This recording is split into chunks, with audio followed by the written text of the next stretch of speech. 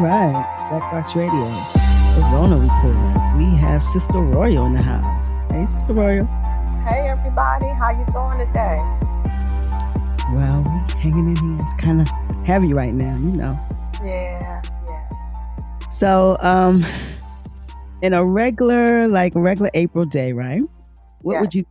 would you be doing? I mean, Well, on a regular day, I would be getting up, get ready to go to the classroom. I teach at a public elementary school, okay. and I would be, in the process of instruction for whatever classroom that I needed for the day.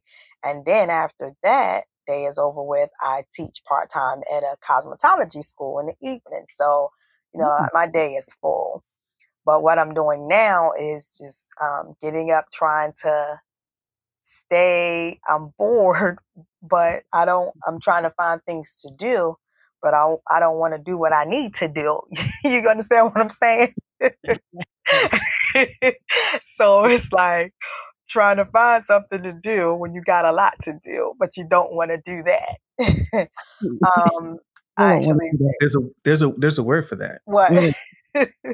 Procrastination. That's I it. thought you was gonna say that.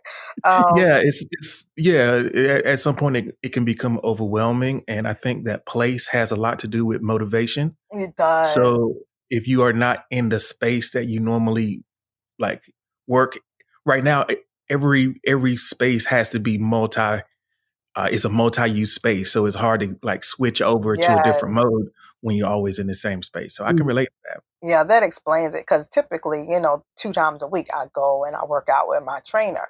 And for me, that was like an accountability factor for me.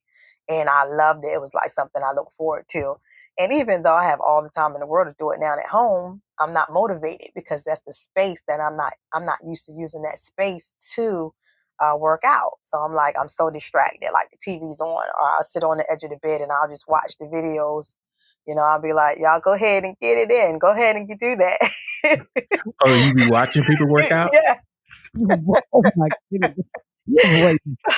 Oh my goodness. So, that is so true because that's not my normal space that I'm used to using to do that. And so I don't feel motivated to do it in that space. But it's been tough. Well, on the flip side, I have been catching up with, paperwork, organizing my office, working on my certification for testing to get certified.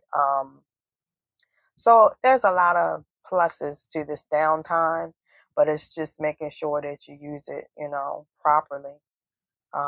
Trying to keep from eating up the house and home out of boredom. You're not even hungry, but you're eating because in your mind you just need something to do. And Mm-hmm. I don't know why that your stomach wants to be the one to participate, but I mean, it does. Yep. Yeah. That's whole behaviors. So like your mind space, because I hear like what you would normally do. So we're going through this virus and it's affecting everyone. Everything's shut down. We're living in a new normal. So how Yeah. do you feel about that? I mean, how are you It's feeling? scary because, even when I go out, I'm like Sister Extra, instead of Sister Royal, because I'm like, I have my trash bag, I have my wipes, I have my mask on. I even found myself today putting like an extra piece of tissue inside of the mask for extra coverage. Like, I'm just so, Mm. like, I wouldn't want to say paranoid, but I'm just like extra Go cautious, ahead and say paranoid. I think you know?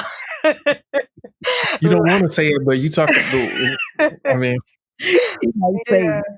well, And I'm like taking my own wipes to wipe off of the the counters, wipe off the keypads. And I mean, they're looking at me like I'm crazy. I was like, I know I'm a little extra right now, but that's yeah. I how mean, cautious that I'm trying to be, because like when you look at the number of deaths each day, like yeah, 200 people dying in one day, like I wh- I- how do you how are you just so easily getting this? You want to come out the house because you got cabin fever, but at the same time, it's like I don't want to come out of the house and jeopardize my health. You yeah, know, And It's so hard, so much to digest. It's a lot. you hear the horror stories, and it's just like, I know I have faith, strong faith in God, and um, it's just that I still have to have wisdom.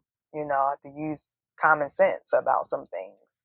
Mhm, Um, you know, Definitely, this is where your faith do kick in to stay positive and stay motivated, and it's a lot. You can't see your family. I'm mhm, not, seeing my family like I typically do. I talk to them on the phone daily, but I'm not really interactive with them because I don't know who they've been around, you mhm, know? So it just makes you real. And like I said, I may be a little on the extra side because, I spent like the last couple of years in and out of the hospital due to like mhm, a medical mistake. And mhm, um, yeah, that can kind of make you paranoid a little bit. So I'm mhm. like one of those extra people, but there's a story behind it, you know? Yep, yep, there's So, I always mean, mm, yeah, it's tough. it is tough, it's tough, and I know that you are a lady of faith, and, so what would you tell the people at this point? Everybody need a lift right now, I'm telling you. What would you leave with the people? I was just said to, like find your favorite affirmation, find your favorite scripture. I know for me, it's Psalm 91, where, it talks about God being a refuge and a fortress. And, that's what we need in this time. And, on chapter 5, it says, do not be afraid for the terror by night, nor for the arrow that flies by day. Then on verse 7, I'm sorry, it says, 1,000 shall fall at thy side, and 10,000 shall at thy right hand, but it shall not come nigh thee. And, it's almost like you see people dying on your left hand, you see people dying on your right hand, but it won't come to thee. And so when I focus on that scripture, I feel a sense of protection. I feel a sense of peace. So it's like finding your favorite scripture or finding your favorite affirmation or something positive that kind of keeps your mindset out of the negative side that will push you to being positive thinking. And so that's what I would say, as a word of encouragement for someone who's going through, because it does work. Sometimes I'll just get like little encouragement on Facebook, even something simple as a song. When Tyler Perry started he's got the whole world in his hands things, that was something good to look at. And it caused you to go within yourself and say, look, he does have the whole world in his hands, and we're going to be okay, and everybody's coming together. That's one of the good things coming out of this pandemic, is that you do see people coming together of all races, all colors, all creed, all social statuses, because a disease like this doesn't have any respective person. It has no respective person. The rich, the poor, the old, the young, everyone's being attacked by this pandemic. So Mhm, it's causing everybody to come together, and families getting closer. They're forced to a certain degree to depend on one another, friends, and even strangers. I just find people being more kind when I'm out. They're being kinder to one another. They're smiling to each other. And it's almost kind of saying, I know what you're going through. We're mhm. going to be all right. That's the kind of feeling that I have when I go out now. It's a human to human thing. Yeah, yeah. Mhm. Yeah, it's a connection. We're coming together in ways that's beautiful, but it's necessary. It's absolutely necessary. And what I will say to, people is that you don't need a building to find God. There have been some churches that, are adamant about meeting and wanting to assemble in the building. And to me, I don't know what it is that you have to prove, because God knows your heart. The church is not, a building. The church is everywhere. It's in your house. It's in your kitchen. It's in your basement. Is wherever you can have that communication. So to me, that was kind of distressing, because I feel like, to me, it's kind of pride. Like you're trying to prove a point that I'm religious, or that I know God, but He's everywhere. And I respect the pastors who have taken the opportunity to have their services online, because they care about their pasture. They care about their people. And yet, even if it's just 10 people, one of those, you don't know out of those 10 people where each one have been or who they have been exposed to. So the Right. fact that you care enough about your people to say, we're not going to do this, we're going to follow the laws of the land, we're going to respect the government, and we're going to, do what we need to do because, like I said, you can find God anywhere. He's everywhere. Mm-hmm. That is so true. Listen, also you brought up because you said it. I didn't say it. You Yeah. said it. You said Tyler Perry has this whole world. He had the challenge, right? Right. So don't you have a rendition of that? You No. got that. I know you do that. I know you. Oh my goodness. You brought it up. I didn't bring it up.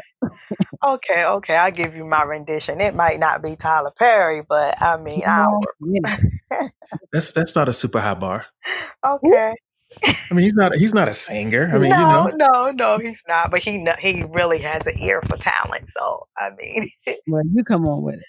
Give he's him. got the whole world in his hands. He's got the whole world in his hands. He's got the whole world in his hands. He's got the whole world in his hands. He's got you and me, sister, in his hands. He's got you and me, brother, in his hands. He's got you and me, sister, in his hands.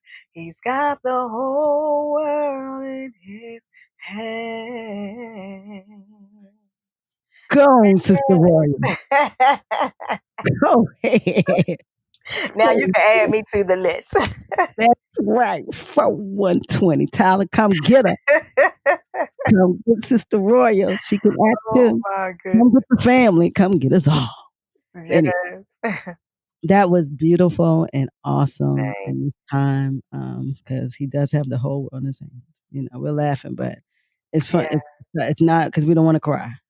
That's right. what it is. We got to be Mhm. happy because this is really stressful. But we're going to Yeah, move forward and we're going to push on. All right, G.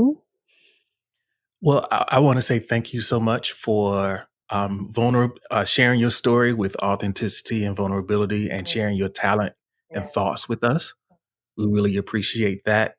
And I know it's a difficult time, but I'm happy to hear that you have, despite your procrastination or whatever, you have some spiritual tools at your disposal to help you get through yes, it. yes, Yeah, hopefully for the people that are listening, they can take something from your experience and apply it to their situation as well.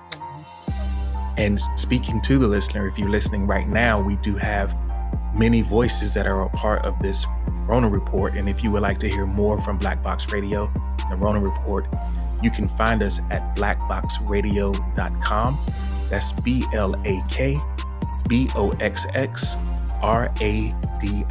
BLAKBOXXRADIO.com. You can also find us at Black Box Radio on Instagram and on Facebook. Hey. Okay, everybody stay safe. I love y'all. Ooh, thank you. So we're in the Rona Report. We're dropping one tonight also after 9 drop. The fifth voice, Lynette Williams. But we just had the amazing Sister Royal, and we appreciate you so much, Sister Royal. Thanks for that rendition. And stay safe. Oh, Okay. you know I will. And you do the same. Of course. We always talk. All right, so we're at the Rona Report, 4120, Black Box Radio. We are